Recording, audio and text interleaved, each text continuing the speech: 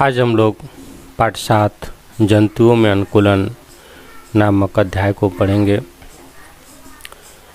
इसमें जीव जंतुओं के बारे में यह पूरा अध्याय दिया गया है। इसमें आप चित्र में भी देख सकते हैं, एक जंगल है, तालाब है, कछुआ, जीव जंतु, विभिन्न प्रकार के जीवों से भरा एक वातावरण है। उसी के बारे में यह अध्याय है। हमारे परिवेश में अनेक प्रकार के जीव जंतु पाए जाते हैं। ये जीव जंतु अलग अलग जगह पर रहते हैं। कोई भी जीव उसी स्थान पर रहना पसंद करता है जहां उसे पर्याप्त सुरक्षा, भोजन तथा अनुकूल दशाएं मिलती हैं। इन जगहों को जंतुओं का वास स्थान कहते हैं। वास स्थान के आधार पर जीवों को 4 भागों में बांटा गया है। थलचर, टेरिस्ट्रियल, कुछ जीव जंतु स्थल पर पाए जाते हैं जैसे कुत्ता, बिल्ली आदि, इन्हें थलचर कहते हैं। जलचर, एक्वाटिक, कुछ जंतु जल में पाए जाते हैं उसे जैसे मछली, इन्हें जलचर कहते हैं। नभचर, एरियल, कुछ जीव जंतु आकाश में उड़ते हैं, उन्हें नभचर कहते हैं जैसे कौवा, गौरैया, चील आदि।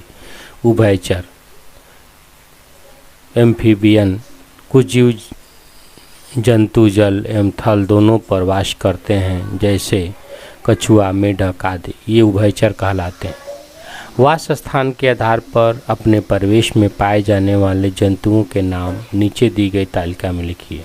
कह रहा है कि उनके वास स्थान, जिसे जंतु का नाम लिखिए, वो कहाँ रहते हैं। थलचर पर, जलचर हैं, नभचर हैं, उभयचर हैं। क्या है लिख देना है बस आपको, ठीक है। इसमें चित्र में जैसे गाय है, गाय कहाँ है तो थलचर, गाय थल पर रहती है तो यहाँ पर लिख दीजिएगा थलचर, लिख गया है। उसी प्रकार और भी जीव जंतुओं का आपको लिखना है।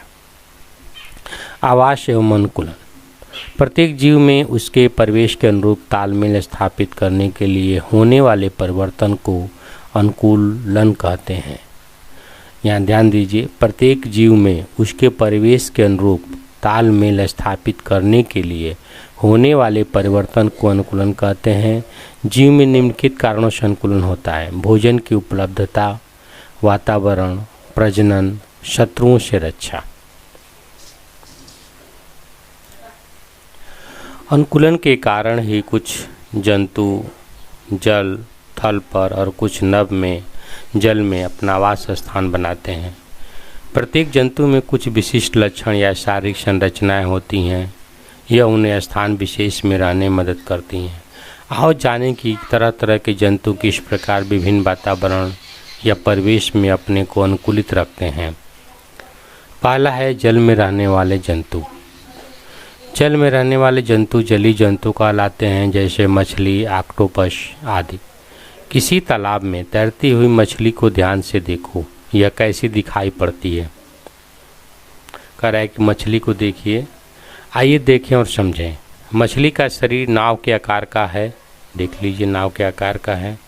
इसके दोनों सिरे नुकीले और बीच वाला भाग चौड़ा होता है। सही, ये नुकीला है, इधर भी नुकीला है, बीच में चौड़ा है। इसी तरह की आकृति को धारा रेखित कहते हैं। धारा रेखित शरीर तैरने में सहायक होता है। मछली के शरीर पर पंख हैं, इनकी सहायता से यह तैरती है। मछली की पूंछ और पंख पतवार की तरह काम करती है। मछली में सांस लेने हेतु फेफड़ों के स्थान पर गलफड़े, यहाँ पर गलफड़ा होता है, गिल्स जिसको कहते हैं होता है। गलफड़े, पंख तथा धारा रेखित मछली शरीर मछली को जल में रहने के लिए अनुकूल बनाते हैं। मछली बार बार अपना मुंह खोलती और बंद करती है, क्यों? अगला क्वेश्चन है तो उत्तर है मछली के मुंह से जल प्रवेश करता है और गलफड़ों से बाहर निकल जाता है। जल में घुली हुई ऑक्सीजन को गलफड़े सोख लेते हैं। इस तरह मछली शोषण करती है। यदि मछली को जल से बाहर निकाल दिया जाए तो यह जीवित नहीं रह पाएगी। इसी तरह मेढक तथा बत्तख के पैरों को देखें। उनके पैरों की उंगलियों के बीच झिल्ली या पाद जाल है। यह जाल इन्हें जल में तैरने में पतवार की तरह सहायता करता है। अगला है स्थल में रहने वाले जंतु।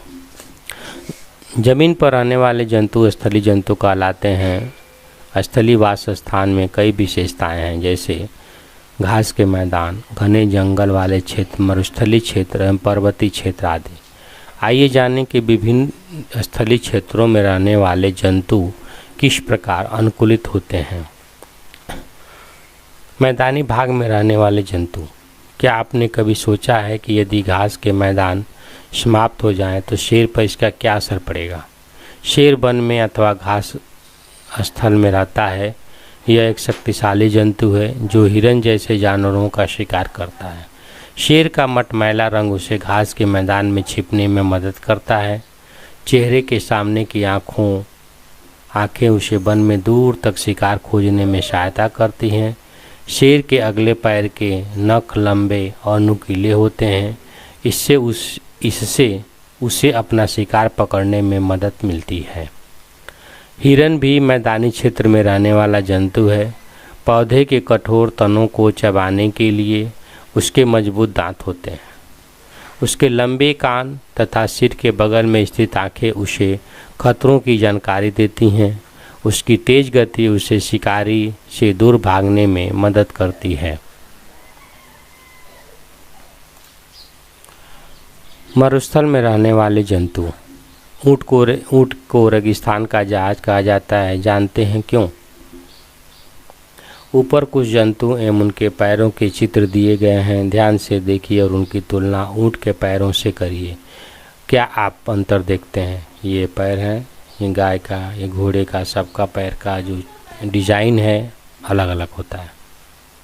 ऊँट के कुबड़ में भोजन चर्बी के रूप में संचित रहता है। भोजन न मिलने पर ऊँट इसी कुबड़ में वंचित वसा का उपयोग करता है। ऊँट रेगिस्तान में कई दिनों तक बिना पानी के भी जीवित रह सकता है। यह अपने आमाशय में स्थित विशेष थैलियों में पानी संचित कर लेता है। रेगिस्तान में ऊँट सामान पहुंचाने तथा यातायात के साधन के रूप में बहुत उपयोगी होते हैं। ऊँट के पैर लंबे गद्देदार होते हैं। इससे पैरों के ये लक्षण उसे मरुस्थल की रेतीली भूमि पर मीलों चलने अथवा दौड़ने में सहायता करते हैं। इसलिए इसे रेगिस्तान का जहाज कहा जाता है। जैसे इसको भी आप जानिए, अनेक प्रकार के सर्प, मकड़ियाँ, चूहे, कीट, छिपकली आदि पत्थरों के नीचे या छोटे छिद्रों और दरारों में रहते हैं। इन जंतुओं में अधिकांश की त्वचा मोटी होती है जो शरीर से पानी के आश को रोकती है। पर्वतीय क्षेत्रों में पाए जाने वाले जंतु। पर्वतीय क्षेत्रों पर सामान्यतः बहुत ठंड पड़ती है। सर्दियों में तो बर्फ़ भी गिरती है। पर्वतीय क्षेत्रों में कुछ विशिष्ट जंतु जैसे याक, भेड़, पहाड़ी बकरी तथा भालू आदि पाए जाते हैं। ये जंतु वहाँ के ठंडे वातावरण में रहने के लिए किस प्रकार अनुकूलित होते हैं। अगला है, आइए चर्चा करें। ठंडे क्षेत्रों में पाए जाने वाले जंतुओं के शरीर की त्वचा मोटी होती है। मोटी त्वचा के नीचे वसा की परत तथा त्वचा के ऊपर घने एवं लंबे बाल पाए जाते हैं। लंबे बाल इन्हें अत्यधिक सर्दी में ठंड से बचाते हैं। उड़ने वाले जंतु। हवा में उड़ने वाले पक्षियों को देखें। पक्षी कैसे उड़ते हैं? क्या हम उनकी तरह हवा में उड़ सकते हैं? पक्षी हवा में उड़ने के लिए किस प्रकार अनुकूलित हैं? चर्चा कीजिए।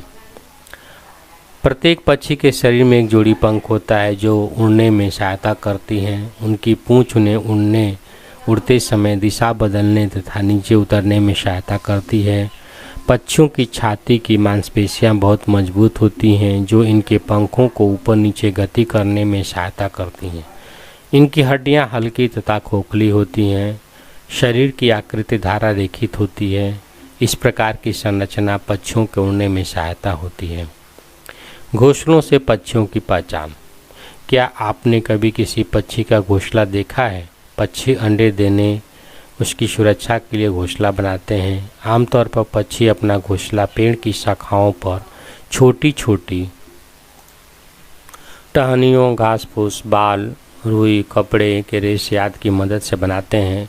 कुछ पक्षी अपने घोंसला गड्ढे, झाड़ियों, पेड़ की कोटर, चट्टानों के बीच या हमारे घरों में बनाते हैं। इस चित्र में देख लीजिए, बया है, कबूतर है, चील है, कौवा है और बत्तख है। ये इनके घोंसले हैं। अगला है, देखिए इसमें मिलाना है, निम्नलिखित के सही जोड़े बनाइए। पंछी में क्या खासियत होती है वो मिला देना है। ऊँट में क्या होती है, ऊँट में कुबड़ होता है ना। याक में क्या होता है आप जानते ही हैं। मछली में क्या होता है ये भी आप जानते ही हैं। मेढक में क्या होता है, ठीक है, तो मिला दीजिएगा। प्रश्न है, जीवधारियों में अनुकूलन के क्या कारण है, बताया गया है अभी। जल में रहने वाले 3 जंतुओं के नाम लिखिए, आप जानते ही हैं। मछली की 2 विशेषताएं बताइए जो उसे जल में रहने के लिए अनुकूल बनाती हैं। मछली वाला जो टॉपिक था उसमें देख लीजिएगा, लिखा हुआ है। पंछी हवा में कैसे उड़ते हैं ये भी लिखा हुआ है। इस प्रकार ये चैप्टर समाप्त हुआ। धन्यवाद।